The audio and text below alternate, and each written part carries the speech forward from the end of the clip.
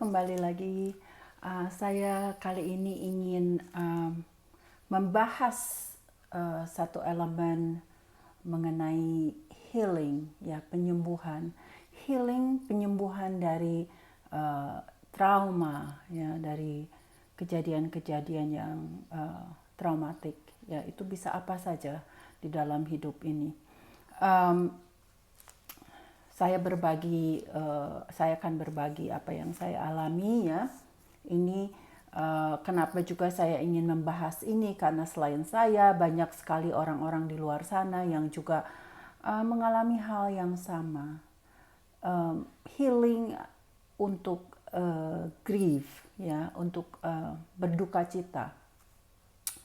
Jadi ceritanya saya kehilangan orang yang dekat dengan saya dalam waktu 2 bulan ini. 3 orang yang dalam keluarga saya, ya. Satu itu adiknya mama saya, ya, yang tante saya, dan sekitar 1 bulan kemudian suaminya menyusul, dan 8 hari kemudian itu suami dari tante saya yang lain, jadi adiknya mama saya yang lain, dan ini suaminya. Sangat dekat, ya. Jadi saya ingin mendiskusikan ini lebih dalam, karena saya tahu di zaman pandemi ini pasti banyak orang-orang yang kehilangan orang-orang yang sangat dekat dengan mereka, ataupun keluarga mereka, atau orang-orang yang dicintai oleh mereka, ya. Untuk mengerti dan menjalani healing ini, penyembuhan ini, ya. Untuk referensinya, hari ini saya ambil buku dari Dr. Edith Eva Eger. Beliau ini psikologis, ya, yang khusus ahlinya dalam healing, dalam penyembuhan, ya, dalam traumatic event. Beliau sangat terkenal sekali. Beliau menulis beberapa buku, ini hanya salah satunya. Judul dari buku ini, The Choice, Embrace the Possible. Jadi pilihan yang merangkul kemungkinan, ya. Ditekankan di sini the choice, pilihan, ya. Apa yang kita pilih itu akan mempengaruhi kemungkinan di depan kita. Oke. Selain itu, saya juga mengambil reference. Saya pernah mengambil reference ini waktu saya membicarakan mengenai pola asuh anak kebutuhan khusus juga, yaitu dari Elizabeth Kubler-Ross, yang juga menulis beberapa buku mengenai grieving, ya, berduka. Dan beliau ini mempunyai tahap-tahapnya, ya, untuk berduka cita sampai akhirnya menerima. Tingkat-tingkatnya itu adalah denial, ya, penolakan, menganggap itu tidak pernah terjadi karena itu sesuatu yang sangat menyedihkan dan pedih, ya, sehingga kita menyangkal kadang-kadang. Yang kedua itu marah, ya, anger, marah kenapa ini terjadi.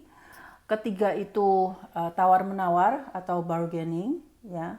Jadi kalau kita begini,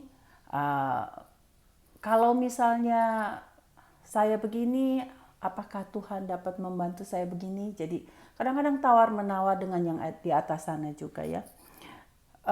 Yang keempat itu depresi, ya, depression. Dan yang kelima itu acceptance atau menerima, akhirnya menerima. Ini step yang terakhir, acceptance, yang kita inginkan. Seperti yang saya katakan, kadang-kadang orang melalui 5 step ini, 5 tingkatan ini dalam 1 hari, dalam 2 hari, dalam kadang-kadang sampai bertahun-tahun, ya. Itu tergantung dari seberapa dalam trauma itu atau kesedihan itu.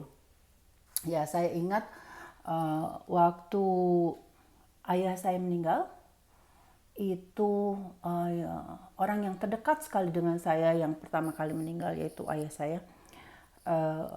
Waktu itu saya melaluinya, step-step ini agak lambat ya, mungkin sekitar setahun ya untuk dapat menerima akhirnya. Susah sekali, banyak perasaan bersalah ya.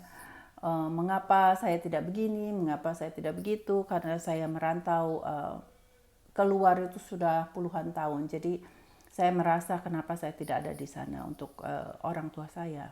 Ya, jadi ada rasa guilt ya, yang nanti saya bahas juga. Kalau Dr. Edith Eger ini juga, beliau ini mengulik rasa bersalah itu karena beliau ini seorang Yahudi ya dari Eropa Timur yang selamat dalam kalau ada yang tahu peristiwa Holocaust ya, yang orang Yahudi yang banyak dibunuh oleh Nazi ya di Jerman, itu mereka dibunuh, dan Dr. Edith Eger ini ternyata satu-satunya yang selamat dari seluruh keluarganya.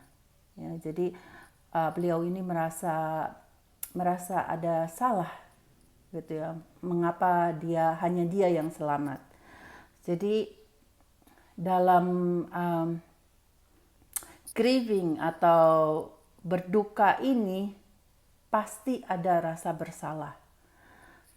Bersalah kenapa?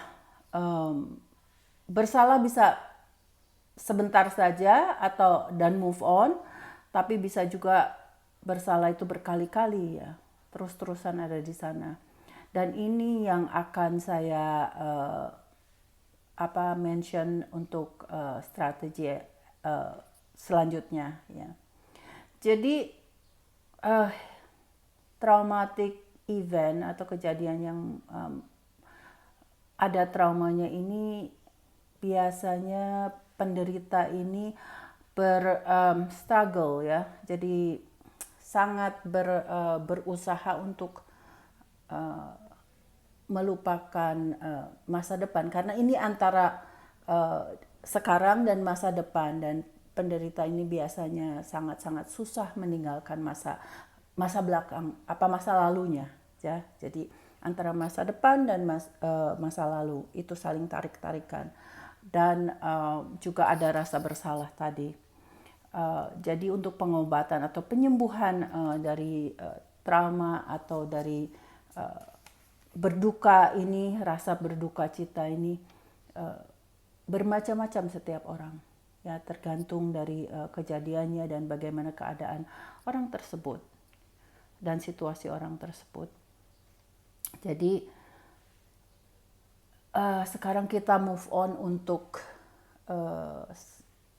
bagaimana kita dapat melalui masa-masa yang susah ini, masa berduka ini, atau bangkit kembali dari suatu kejadian yang mempunyai trauma ya, yang sangat menyakitkan untuk kita. Kita harus move on tergantung dari apa yang kita pikirkan, apa yang kita tanamkan dalam pikiran kita. Semua itu tergantung apa yang kita usahakan ya, kita push, apa yang kita pikirkan dalam apa yang ada dalam jiwa kita itu harus yang positif ya. Jadi harus move on dari perasaan bersalah tadi, dan juga harus move on, bergerak dari masa lalu. Jadi siapapun itu kita di masa lalu, apapun yang terjadi di masa lalu, siapakah orang tua kita, mengapa orang tua begini, mengapa orang tua begitu, kita tidak lagi melihat ke belakang, tapi kita harus mulai dari sekarang ini dan maju ke depan. Jadi it doesn't matter who your parents is. Tidak tergantung siapa itu orang tua. Orang tua kah? Jangan pernah menyalahkan orang tua karena orang tua miskin lah, atau orang tua yang tidak mempunyai ini itu tidak berguna untuk mempersoalkan apa yang terjadi di belakang kita. Kita harus melihat ke depan dan mulai dengan sekarang ini dan tetap optimis dengan masa ke depan. Ya, jadi itu tergantung apa yang kita tanamkan dalam pikiran kita itu. Kemudian tidak ada orang yang sembuh ya, yang heals itu traumanya, yang sembuh dari trauma atau berduka cita ini dalam jalan yang lurus ya, in a straight line. Nggak bisa. Itu untuk healing ini kadang-kadang jalannya berkelok-kelok ya, selalu berkelok-kelok bahkan. Jadi jangan pernah putus asa, karena untuk membawa kita keluar dan akhirnya stage menerima itu memang jalannya sangat susah sekali ya. Jadi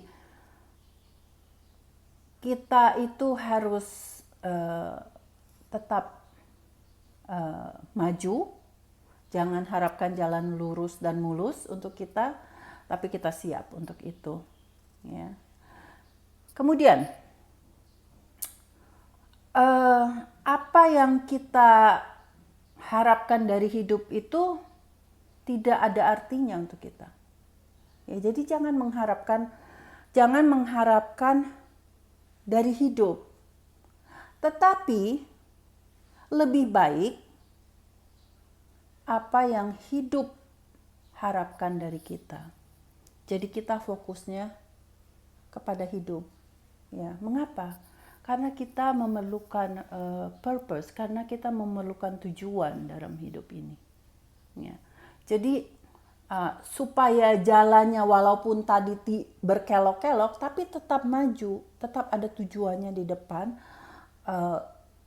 sehingga kita itu tidak mengharapkan segala macam dari hidup lah. Jadi lebih kalau itu kan pasif ya. Kita harus lebih aktif. Jadi kita harus mencari apa sih yang hidup kita itu harapkan dari kita. Jadi lebih dynamic ya, dinamikanya lebih aktif. Ya, kita tidak menyalahkan hidup, tapi kita lebih mendalami hidup kita. Sebenarnya apa sih maknanya hidup ini, apa sih yang diharapkan dari hidup kita ini untuk kita? Ya, jadi tidak ada orang yang bisa membantu secara jelas, hanya diri kita yang tahu. Ya, karena itu ada dalam jiwa, dalam pikiran, hanya kita yang tahu.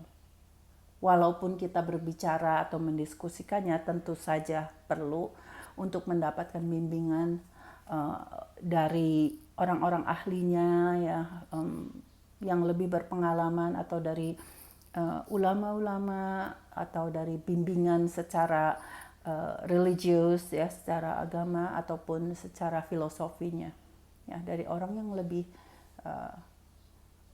yang sudah mempelajari ilmunya, yang lebih tahu dari kita. Kalau kita perlu bimbingan ya, jangan segan-segan untuk mencari bimbingan dari orang ya. Kemudian yang selanjutnya itu kita harus melihat apa yang telah terjadi di belakang kita itu, trauma kita itu, hal yang menyedihkan, kejadian yang menyedihkan di belakang itu, kita harus bisa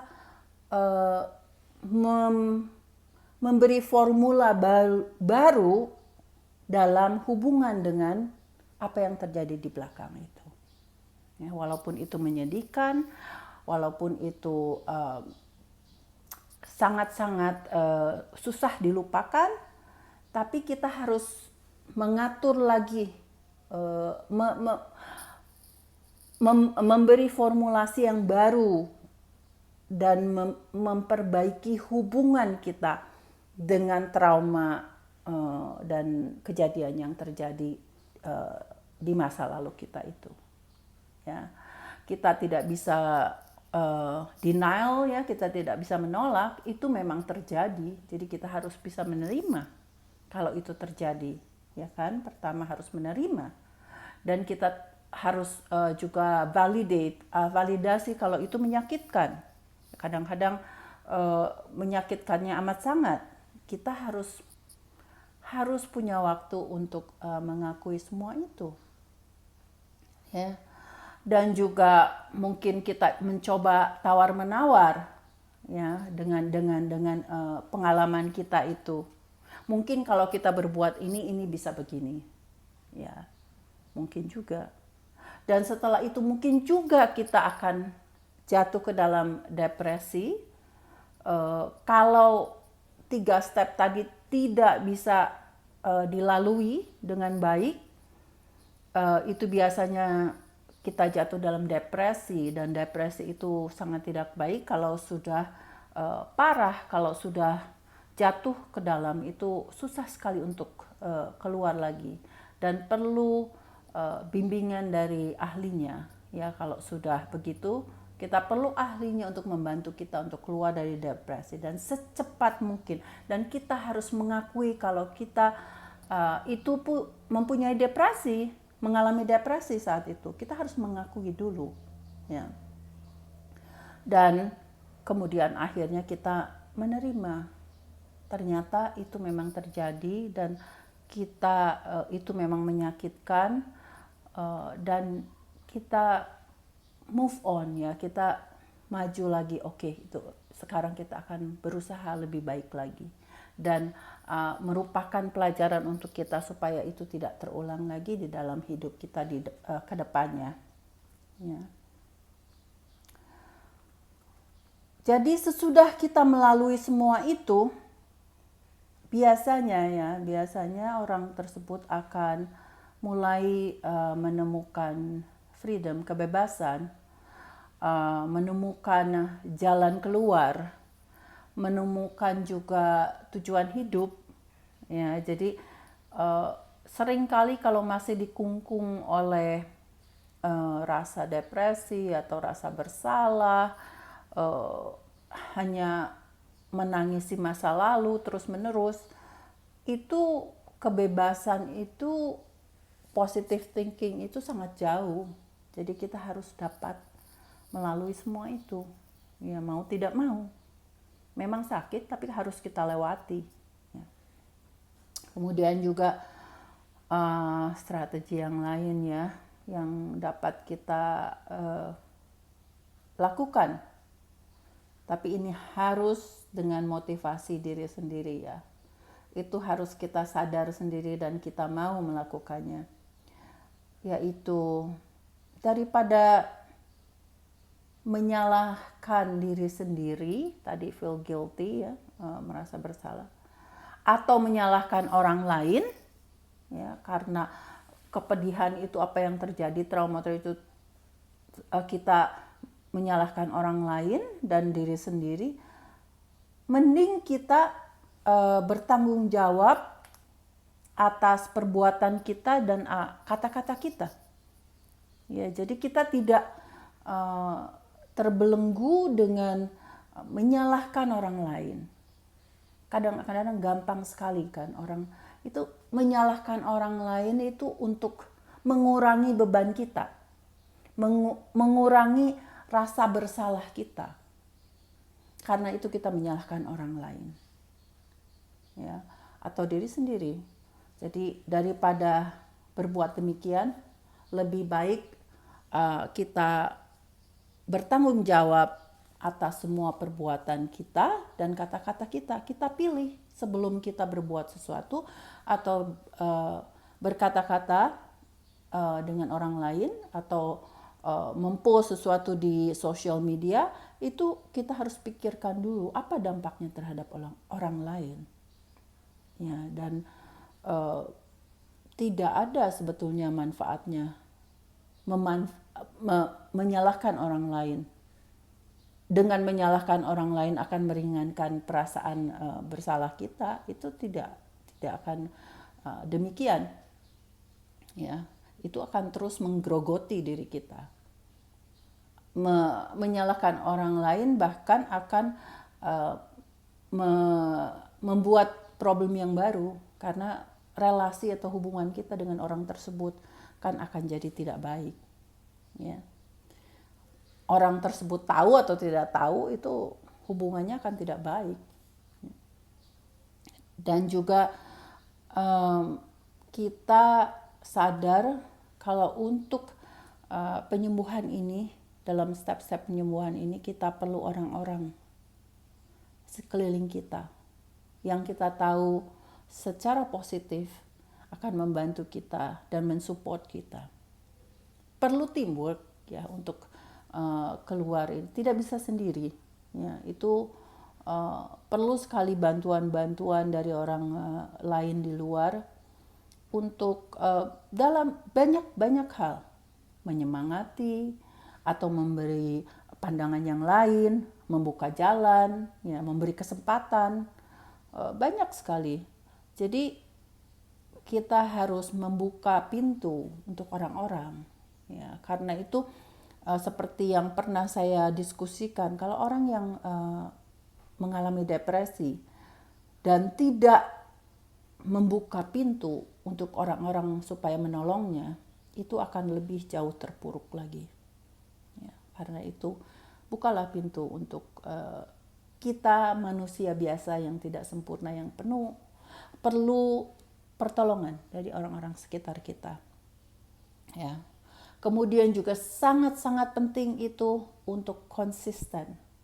Konsisten dengan apa yang jalan yang kita percaya itu betul dan works, ya, yang membantu kita. Kita harus konsisten sehingga menjadi kebiasaan kita akhirnya, karena kita begitu konsistennya. Ya, jadi kita harus juga bertanggung jawab atas apa yang kita rasakan. Ya, kadang-kadang seperti yang saya bilang, kadang-kadang itu sakit, kadang-kadang itu menyakitkan, tapi kita harus mengakui dan menerima, dan kalau perlu menangislah.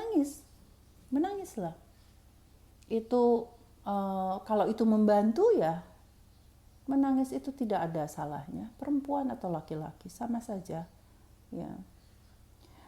Dan juga kemudian itu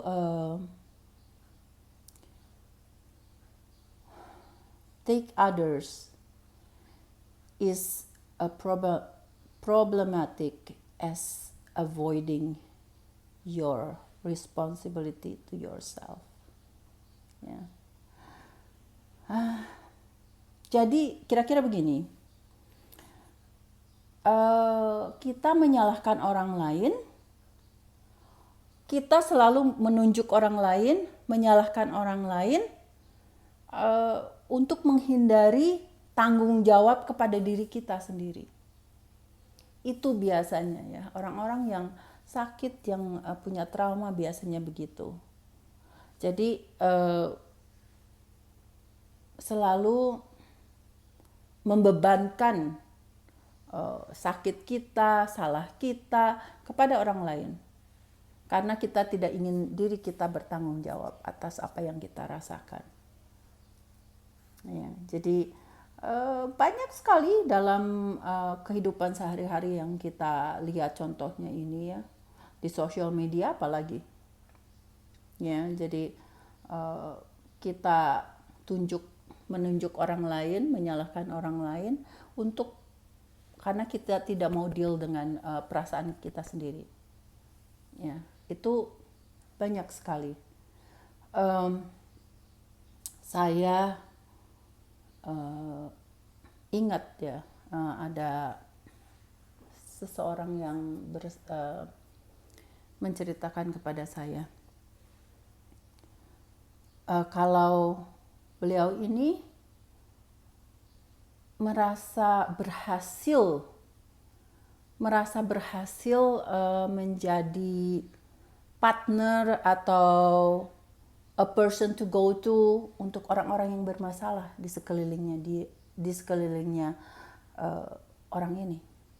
Ya, dia merasa dia dapat membantu semua orang di sekelilingnya dia dan merasa puas, merasa bahagia, ya, dapat membantu orang-orang di sekelilingnya dia. Positif, this is something positive ya. Jadi saya ceritakan ini sebagai sesuatu yang positif. Uh, Dia merasa puas dapat membantu orang-orang sekelilingnya. Semua orang dapat curhat, dapat uh, merasa ditemani, merasa ada yang apa beliau ini dapat membantu orang-orang di sekelilingnya. Of course, humanity is the best heal untuk perasaan kita yang pedih, yang sakit, yang ada trauma, ya itu salah satunya ya solusi mungkin dengan berbagi kasih, berbagi membantu orang lain. Tapi in this case orang ini mempunyai deep down ya di dalam personal life-nya itu dengan anaknya ya yang berkebutuhan khusus itu saya kira ya analisa saya itu beliau ini merasa tidak putus asa, frustrated, merasa tidak berdaya menolong anaknya karena anaknya itu apapun sudah dilakukan oleh beliau ini. Jadi dia merasa tidak berdaya, tapi dengan dapat itu dapat dikompensasi istilahnya ya, dikompensasi dengan berbuat kemanusiaan, membantu mendengarkan orang-orang di sekelilingnya. Jadi kalau di Nasrani itu pelayanan ya, untuk pelayanan itu positively okay. Ya itu salah satu dari healing juga, penyembuhan juga ya. Dan hopefully dengan begitu beliau ini akan tetap bersemangat untuk tetap membantu dan membimbing anaknya ya. Jadi itu salah satu cara, boleh juga ya. Dan yang terakhir itu semua step-step semua yang saya sudah paparkan itu memerlukan keberanian, memerlukan courage ya. Tanpa keberanian kalau kita tahu mungkin akan gagal, kita tahu mungkin ini tidak akan bekerja atau doesn't work ya, mungkin ini bukan strategi yang tepat tapi kita tetap mempunyai keberanian untuk mencoba dan melalui sesuatu masa lalu atau trauma itu sangat berat dan memerlukan keberanian yang amat sangat. Karena itu kita harus mengingatkan terus kalau keberanian ini harus tetap ada sampai kapanpun ya. Maya Angelou Maya Angelou adalah social aktivis dan poet ya, pembuat puisi pokoknya yang sangat-sangat dihormati di Amerika, itu pernah mengatakan kalau dalam hidup ini tidak ada keberanian, kita tidak dapat mempraktekkan virtue yang lain, jadi tidak dapat mempraktekkan hal-hal yang lainnya. Misalnya bermurah hati, atau bermurah hati tidak akan dapat kita lakukan kalau kita tidak berani ya.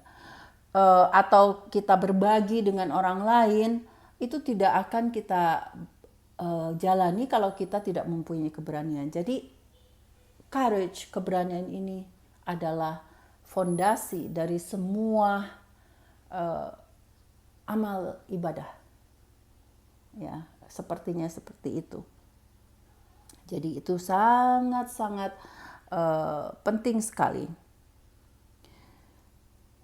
Kemudian juga saya ingin sedikit mengambil bagian dari video saya mengenai kebahagiaan. Ya, saya ada satu video yang membicarakan bagaimana kita menjadi bahagia atau kebahagiaan. Itu kita tidak seperti yang tadi kita tidak menyalahkan orang lain, ya, agar kita dapat deal dengan perasaan kita sendiri. Tapi kita juga tidak boleh membebankan orang lain untuk membahagiakan kita. Sama, jadi kita tidak menyalahkan orang lain dan tidak membebankan tugas untuk membahagiakan kita. Pada detiknya kita membebankan tugas untuk membahagiakan kita itu kepada orang lain, pada detik itu juga kita tidak akan merasa bahagia. Jadi itu tanggung jawab kita sendiri, seperti yang tadi itu, melalui trauma, melalui kepedihan, untuk dapat menerima rasa pedih itu, ya itu tanggung jawab kita. Dan juga merasa bahagia, itu tanggung jawab kita, itu pilihan kita. Kita tidak, seringkali saya mendengar ya, saya mengharapkan anak saya yang akan membahagiakan saya, atau saya mengharapkan pasangan saya yang dapat membahagiakan saya. Saya rasa tidak ada orang yang dapat atau pasangan yang dapat membahagiakan Anda kalau Anda tidak menerima tanggung jawab untuk berbahagia. Itu tanggung jawab kita sendiri. Ya. Oke. So, mudah-mudahan healing, penyembuhan melalui masa yang berduka atau melalui trauma-trauma ini dapat berguna dan dapat juga di-share, dibagikan video saya dengan orang-orang yang memerlukan. Mudah-mudahan bermanfaat. Yeah, so be yourself, forgive yourself if you made a mistake, but promise to do better. And love yourself so you can share the love with others. And don't feel guilty of what had happened in the past, but you recognize your feeling so you can move on. And be brave. Have a courage to move on. And do not burden others with the responsibility to make yourself happy. It's your responsibility to make yourself happy. Okay, bye.